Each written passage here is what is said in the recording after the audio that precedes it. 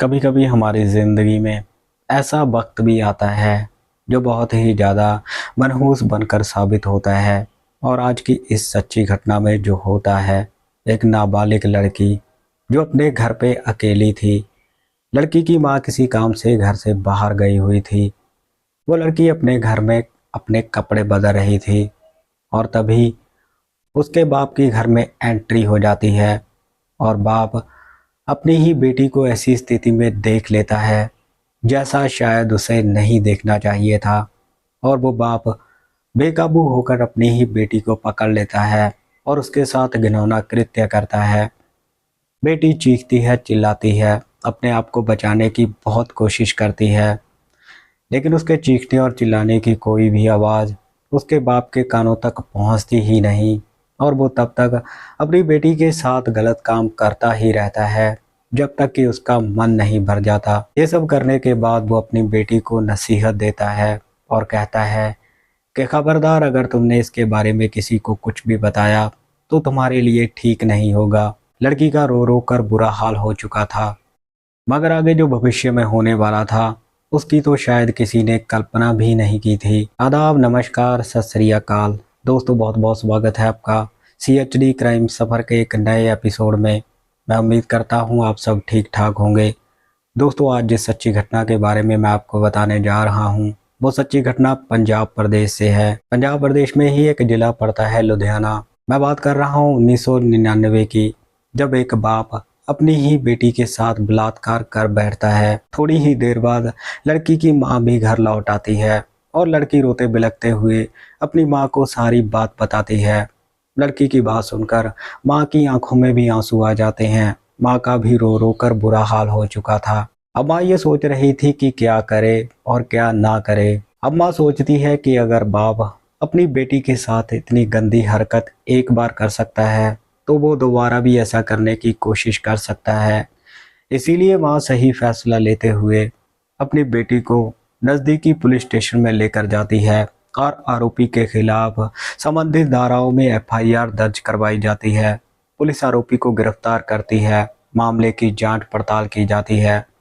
Court में chargesheet दाखिल की जाती है। कोर्ट इस पूरे मामले की सुनवाई करती है और इस घटना के पूरे एक साल बाद यानी कि साल 2001 में ही अदालत आरोपी को पूरे 12 साल की ठोस कारावास की सजा सुनाती है। इसके साथ ही कोर्ट ये टिप्पणी भी करती है कि इस अपराधी के साथ किसी भी तरह की कोई भी रियायत ना की जाए। आरोपी महेंद्र सिंह अब जेल में पहुंचता है। वक्त धीरे धीरे आगे बढ़ रहा था। देखते ही देखते पूरे 5 साल बीत जाते हैं, लेकिन महेंद्र सिंह का अपने साथी कैदियों और वहाँ के अधिकारियों के साथ रवैया बहुत ही ज़्यादा अच्छा था। उसे जो भी काम जेल में दिया जाता था उसे वो पूरी तसल्ली के साथ करता था। इसीलिए उसके साथी उसे मशवरा देते हैं कि अगर तुम पैरोल लेना चाहते हो तो तुम्हें पैरोल मिल जाएगी और तुम जेल से बाहर निकलकर एक सामान्य ज़िंदगी जी सकते हो, दुनिया देख सकते हो। अब साल 2005 में महेंद्र सिंह पैरोल के लिए आवेदन करता है और कोर्ट उसका आवेदन स्वीकार करके उसे पैरोल दे देती है। सितंबर 2005 में वो जेल से बाहर निकलता है और किराए पर एक कमरा लेकर वहाँ पे रहना शुरू करता है। लेकिन इसके साथ ही वो अपनी पत्नी और बेटी के पास ये खबर भी भिजवाता है कि खबरदार, अगर तुमने मेरे घर या मेरे घर की किसी भी वस्तु को इस्तेमाल करने की कोशिश की तो तुम्हारे लिए अच्छा नहीं होगा। पति की ये बात सुनकर पत्नी और उसकी बेटी घबरा जाते हैं, क्योंकि उन्हें पता था कि जो अपराधी अपनी बेटी के साथ बलात्कार कर सकता है वो कुछ भी कर सकता है। इसीलिए माँ और बेटी डर के मारे नज़दीकी पुलिस स्टेशन में पहुंचते हैं और आरोपी महेंद्र सिंह के खिलाफ एक FIR दर्ज करवाते हैं। लेकिन वहां की पुलिस ने भी इसके बारे में सुना था कि महेंद्र सिंह का रवैया जेल में बहुत ही अच्छा था। इसीलिए पुलिस इस मामले को गंभीरता से लेती ही नहीं। अब वक्त थोड़ा सा आगे बढ़ जाता है। ये वाक़या है जनवरी 2006 का। आरोपी महेंद्र सिंह हाथ में कुल्हाड़ी लेकर अपनी पत्नी के घर पे पहुंचता है। उस समय इनके घर पे पत्नी बीनू वर्मा, बेटी गीतू वर्मा और इनकी एक रिश्तेदार शालू वर्मा, ये तीनों महिलाएं ही उस घर में मौजूद थी। आरोपी हाथ में कुल्हाड़ी लेकर बाहर से सीढ़ी लगाकर इनके घर में एंट्री करता है। उस समय इसकी पत्नी पूजा कर रही थी। ये चीखते हुए अपनी पत्नी को आवाज़ लगाता है और पत्नी इसके हाथ में कुल्हाड़ी देखकर इधर उधर भागने की कोशिश करती है, लेकिन मौका संभाल कर आरोपी कुल्हाड़ी से अपनी पत्नी के सर में बहुत जोर से वार करता है, जिसकी वजह से उसका सर फट जाता है। इसके बाद वो उसकी गर्दन पे वार करता है और इस बार को रोकने के लिए जब उसकी पत्नी अपना हाथ आगे करती है, उसका हाथ भी कट जाता है और गला भी कट जाता है। कुल मिलाकर आरोपी 4 बार अपनी पत्नी पे करता है, जिसकी वजह से वो वहीं पर ढेर हो जाती है। और अब माँ की चीखने और चिल्लाने की आवाज़ें जब लड़की के कानों में सुनाई पड़ती हैं, तब वो बाहर आकर देखती है कि माँ को क्या हुआ है।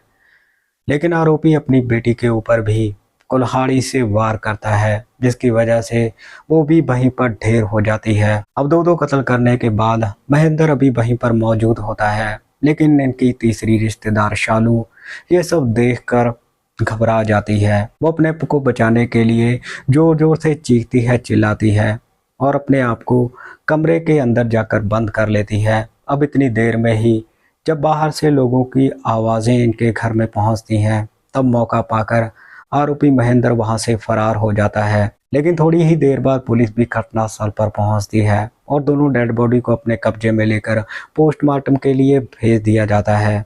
इनकी रिश्तेदार शालू बताती है कि महिला का पति महेंद्र सिंह ही घर में आया था, उसी ने इस घटना को अंजाम दिया था और बेदर्दी से अपनी ही पत्नी और बेटी का कत्ल किया था। और अब पुलिस आरोपी को गिरफ्तार करने के लिए उस जगह पर पहुंचती है जहां पर महेंद्र सिंह किराए का एक कमरा लेकर रह रहा था। पुलिस को देखकर आरोपी बिल्कुल भी वहां से भागने की कोशिश नहीं करता।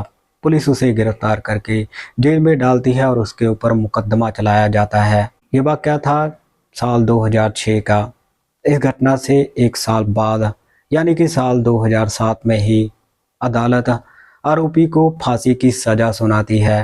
वक्त धीरे धीरे आगे बढ़ रहा था, लेकिन इसकी जीने की इच्छाएं और भी ज़्यादा प्रबल होती जा रही थी। इसीलिए ये फांसी की सज़ा को माफ़ करने के लिए सुप्रीम कोर्ट में आवेदन करता है। लेकिन ऐसा लग रहा था कि अदालत इसकी फांसी की सज़ा को बरकरार रखेगी, लेकिन अदालत साल 2008 में इसकी फांसी की सज़ा को उम्र कैद में तब्दील कर देती है। और जब ये खबर सोशल मीडिया और अखबारों द्वारा लोगों तक पहुंचती है, तब लोग इस घटना को सुनकर हैरान हो जाते हैं कि एक बाप जब उसकी उम्र 41 साल की थी, तब उसने अपनी नाबालिग बेटी के साथ बलात्कार किया था। और इस घटना से ठीक 5 साल बाद जब वो जेल से बाहर आता है, तब बड़े ही बेदर्द तरीके से अपनी पत्नी और बेटी की हत्या कर देता है। दोस्तों, अभी भी ये आरोपी जेल में ही है। इस घटनाक्रम में आपने देखा कि अगर उस समय शायद वो अपनी बेटी को कपड़े बदलते हुए ना देखता और शायद उसके साथ गलत काम ना करता, इसके बाद वो जेल में ना जाता और जेल से आने के बाद शायद अपनी पत्नी और बेटी की इस तरह से हत्या ना करता। दोस्तों, इस घटनाक्रम के बारे में आपकी क्या राय है? इस घटनाक्रम को सुनाने का मकसद किसी को परेशान करना या दुखी करना नहीं था। तो मिलते हैं किसी और सच्ची घटना में। तब तक आप अपना ख्याल रखिए, सतर्क रहिए। जय हिंद।